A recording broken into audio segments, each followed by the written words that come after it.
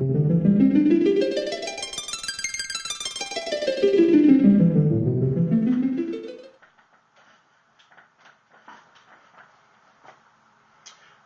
up, YouTube? Griever here, and this is going to be the first of my 2 Zombiestrike reviews that are coming out.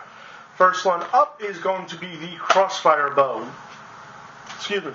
Now, bow is a loose term whenever it comes to Nerf, because anything that is considered a bow, the bow and arrow, the big bad bow, the blazing bow, the Nerf Rebel Heartbreaker bows, the crossbow, and this, every single one of them is actually spring-powered, not bow-powered. Ow, I snapped my finger with that a little bit.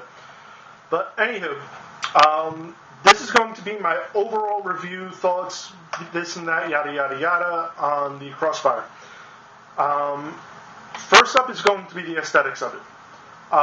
Visually, this is pretty nice. I am not a big fan of the green that the Zombiestrike is now using. I liked the subtle gray and even the blue that the hammer shots and the sledge fires used. The neon green I'm not digging too much, but I am kind of actually pleased in some way that they are keeping the brown handles as opposed to as kind of like the faux wood and all. So that is kind of cool, and the dark gray is actually also very nice as well. I'm fully convinced that this was to be part of the N-Strike Elite line, and it was just repurposed for the Zombiestrike line because of Daryl, I believe it's Daryl, Norman Reedus' character from Walking Dead, because he uses the crossbow in the show, so they're like, oh, crossbows are awesome for zombies. Main reason being is because in here, you actually have the Nerf Elite logo, which is not on the hammer shot, not on the sledge fire, which were original blasters. This is an original blaster, so I have to give it to them. This was repurposed. Cool thing about the aesthetics, it does have a lot of nice open spaces. Like you have the little opening here, the openings here in the trigger, and even in the handle itself, the slots here are all open, which is really cool.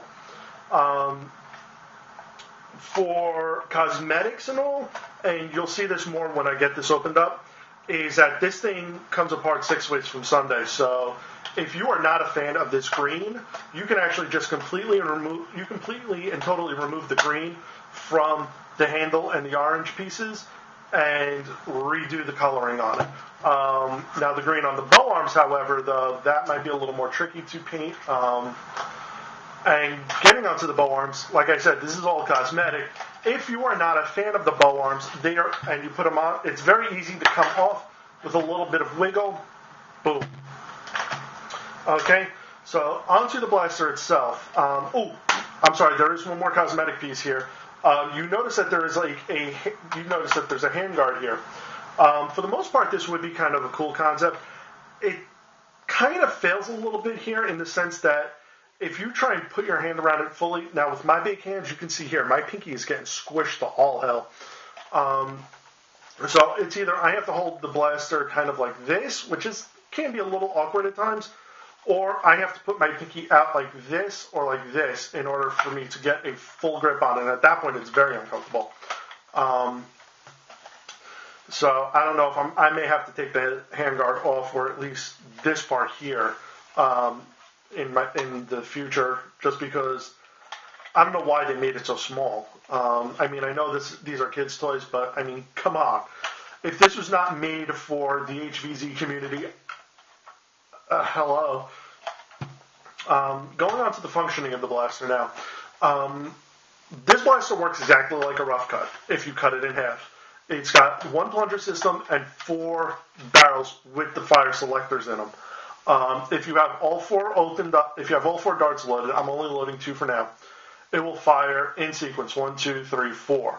If you have them out of sequence like this, you'll fire 1 and then skip right to 3. You won't have to worry about dry firing on 2. Which, I have to say, that is a very good concept when it's coming to these multi-barrel systems that Nerf has, like the Triad and the Rough Cut. It's very good that they're actually doing that, because to me, it just makes a lot more sense for them to do that. To arm it, you're pulling back on this right here. It kind of looks like as I can mention, the pull on an the charging handle. The charging handle on an M16 or an M4, where you just pull it right back, it's going to stay in place, obviously. You fire it, pull the trigger, reprime it, pull the trigger. And as I was saying before, here, I'm just going to load one dart right into two, and it will fire right out of two. See?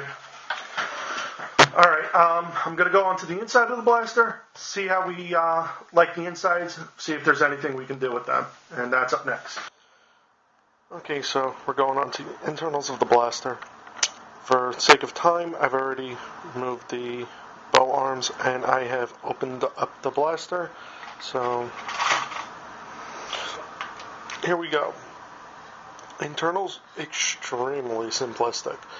You have barrel assembly here, plunger tube, priming, the priming rod with the spring, your actual priming handle, and then just the trigger and catch system here. And just to note, this piece will come off. Well, it should slide out for future paint jobs. This can slide off, and as you can see in here, the green piece is just snapped in place, very similar to the Fire Strike. It is also the same part attached with this the orange piece here, which, without trying to drop the screws, you can kind of see how it's attached right there. So this is the internals of it. Extremely simplistic. You have the barrel selector over here with the air restrictor built into it. Very much just like the rough cut, only halved. So you can seal up the air holes a little easier. Here's your spring and plunger assembly. And I left the bowstring on, which may not have been the most brilliant of ideas, but I didn't want to keep messing with it. But this is your spring and plunger head here. Spring you can get off by separating the priming handle from the plunger rod, and then it should just be a matter of just finding a spring to fit in this area here. So that's the internals of the Crossfire. Like I said, very simple. I'm going to put this all back together and go over my final thoughts next. Okay, so my final thoughts on this. It's a weird little mixed bag here.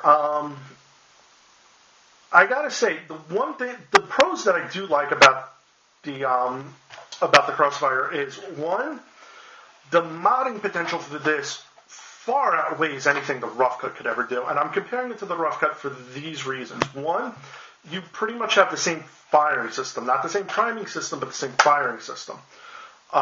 Just in the case of the Crossfire, it's half. You're getting the same firing system, so it's pretty much, do you want a 4-shot rough cut or an 8-shot rough cut?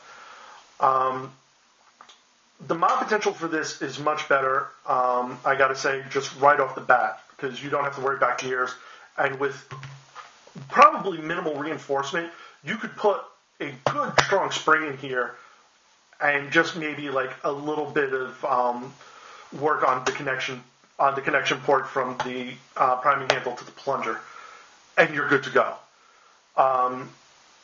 The cons, I gotta say, is price point. This is the same as a rough cut, because rough cut retails it in $20 at Target. This retails at $20 at Target. Comfort. While some people are saying this is front heavy, it is front heavy, but at the same time, I can very easily hold this one-handed, no problem, even if it is fully loaded. But comfort-wise is this handguard. This handguard really kind of kills me a little bit, And like I said, when I do an overhaul on this thing's coming off.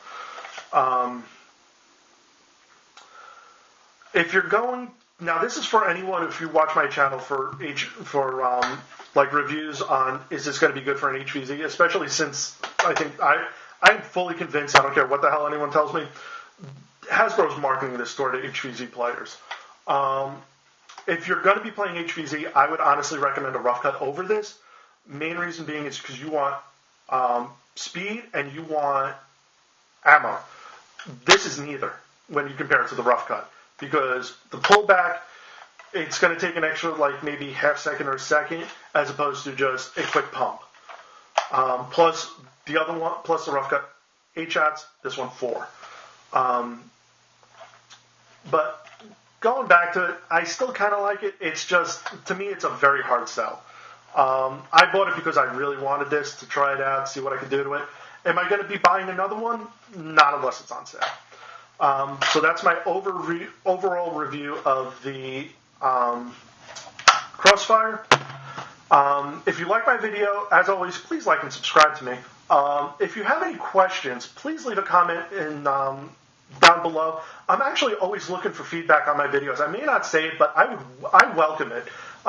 If you have questions in regards to anything that I do or something I may have left off in a review that you have a question in regards to, please feel free to ask. Either PM me or put it in the comments. Or even just, hey, I like the video, or hey, you look like a jackass. Whatever, just throw me something. I'm always looking for feedback so I can improve, so I can give you guys, my viewers, a better video. So that's everything for here. Thank you again for watching, and I will see you for the Fuse Fire review. Later.